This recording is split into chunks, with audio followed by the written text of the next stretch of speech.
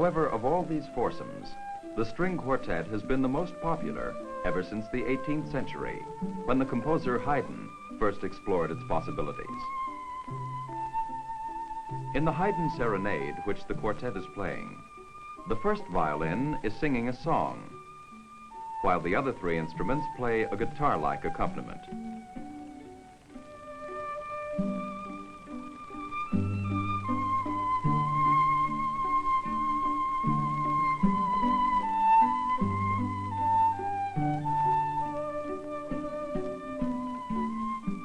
In writing music, the composer uses the voices of a musical group to say something to those who listen. Music is a kind of language. The better you understand musical language, the more you will appreciate what the composer is trying to say. The musicians, like actors or interpreters, bring to life the notes the composer has set down on the written page.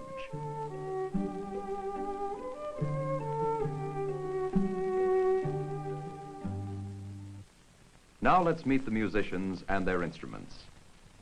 First, the deepest voice of the group, the cello.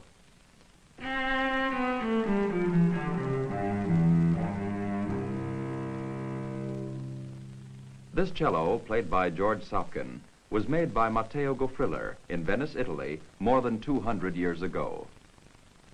This viola, played by Irving Ilmer, is almost 400 years old and was made by Gasparo da Salo in Brescia, Italy.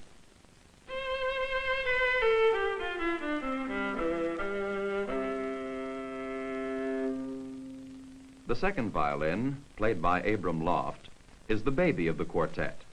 It was only in 1772 that it was made by Tommaso Balestrieri, who was strongly influenced by the work of the master violin maker Stradivarius. And here is a violin made by Stradivarius himself in Cremona, Italy in 1729. It is played by Leonard Sorkin.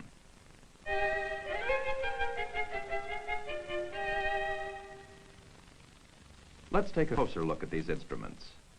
They are very similar in shape.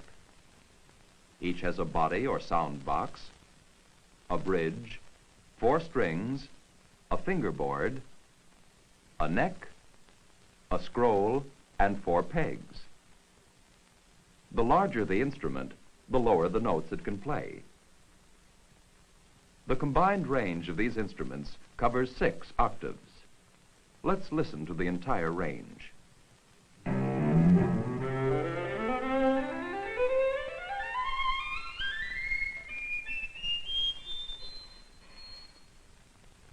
Usually they're played with a bow, as you've just seen.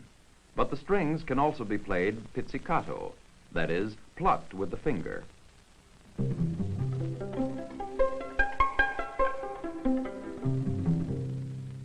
Now let's hear the tonal range each instrument usually plays. The cello, for the bass or baritone parts, provides the tonal foundation for the group.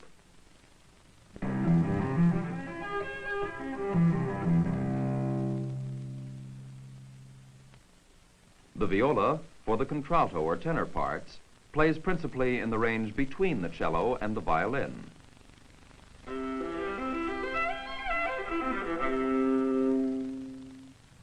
The violins are the twins of the quartet. Together they cover the soprano and alto range.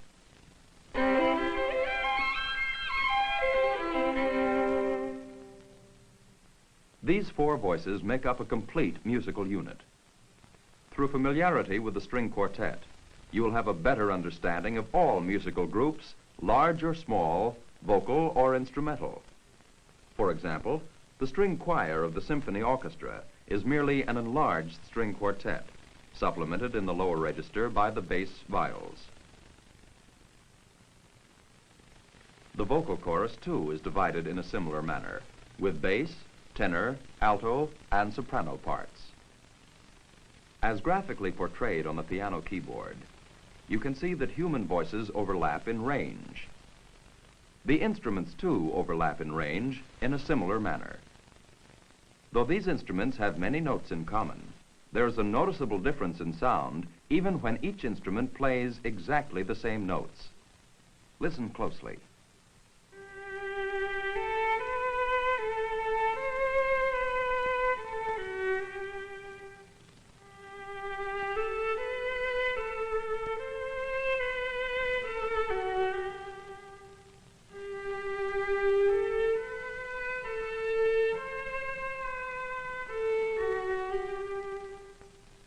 This difference in sound quality, which you could hear when each instrument played exactly the same notes, is what is called tone color or timbre. Composers using tonal color, melody, harmony, and rhythm combine the sounds of these instruments to create many moods. Let's listen to some examples of moods which are found in quartet music. Here is Haydn in a gay mood.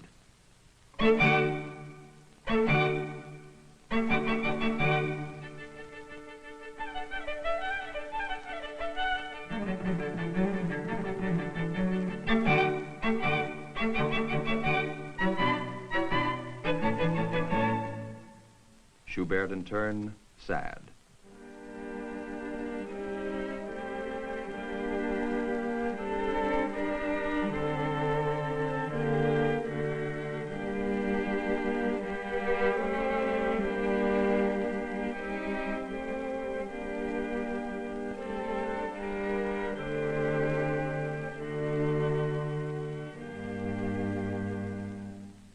Here, Haydn suggests a lullaby.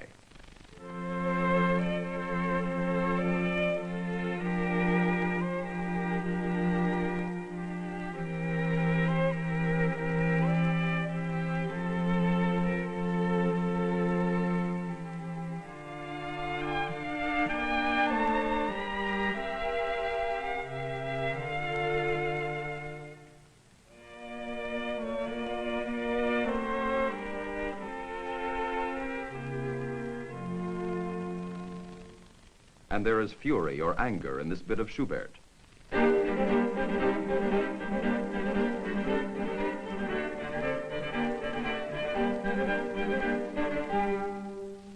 Now, a stately minuet by Mozart.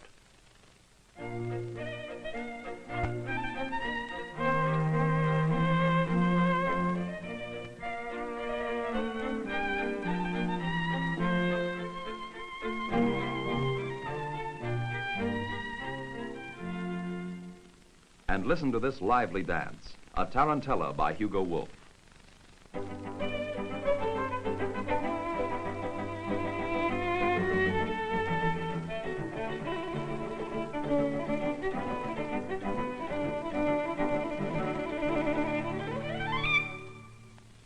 A little later, you're going to hear the Fine Arts Quartet in a concert, where it will play the finale movement from the Haydn Quartet in C major. Here are a few interesting things to watch for. To begin with, the theme, played by the first violin.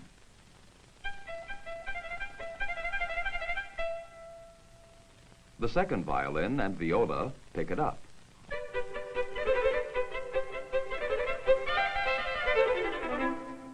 And here, the cello takes over.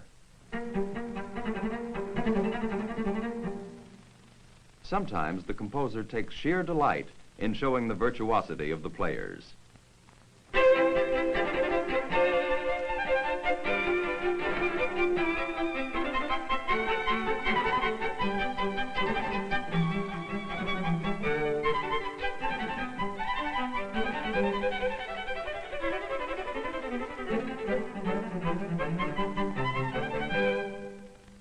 And here's the section from which the movement gets its nickname, Mama Papa. Listen as the argument is tossed back and forth.